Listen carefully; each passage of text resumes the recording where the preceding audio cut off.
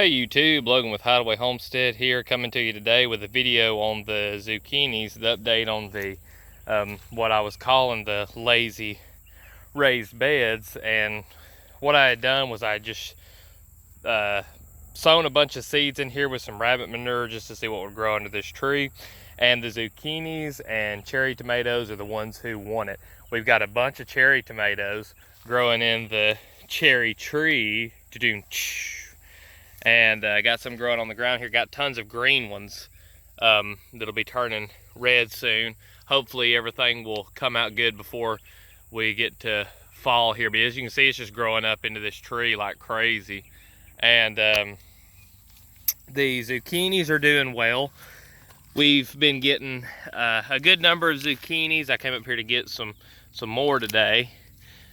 Good looking plants, and there's something that you can just grow and they're gonna go like crazy. And let me grab this guy. But I wanted to kind of retouch a subject that I had talked about not too long ago about permaculture dream versus reality. I think that the systems that we talk about as far as, like, you know, alley cropping, planting around trees, having very little effort in growing your food, that all that stuff is completely possible to do. I don't think that it's something that, you know, is just a pipe dream. There's another little zucchini there coming on. But at the same time, I think we're going to see failures if we take a lot of these garden plants that have been bred for hundreds and some of them even thousands of years to pretty much be pampered. Like, you know, they grow in a garden where people weed and water and do all this work.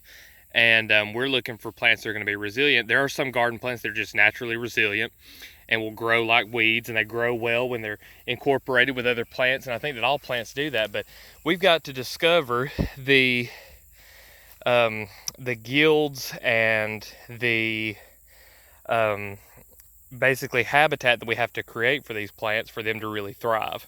And so a lot of times that can come from just, you know, letting nature do the work by sowing a bunch of seeds and seeing, you know, that a bunch of stuff just doesn't come up, and then what does come up, you know, works. The cherry tomatoes were really the only thing that came up out of the seeds that I had just thrown on the ground and raked into the rabbit poop.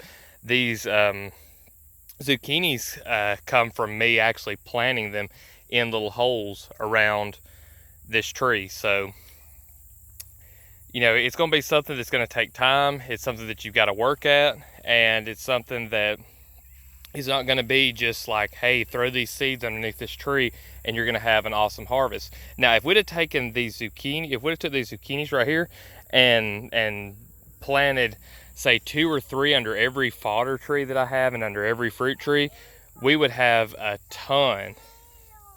And we you know, pretty much have like what somebody who produced a garden would have. Same thing with the cherry tomatoes. If we did that, we could have that from, you know, 2 different plants.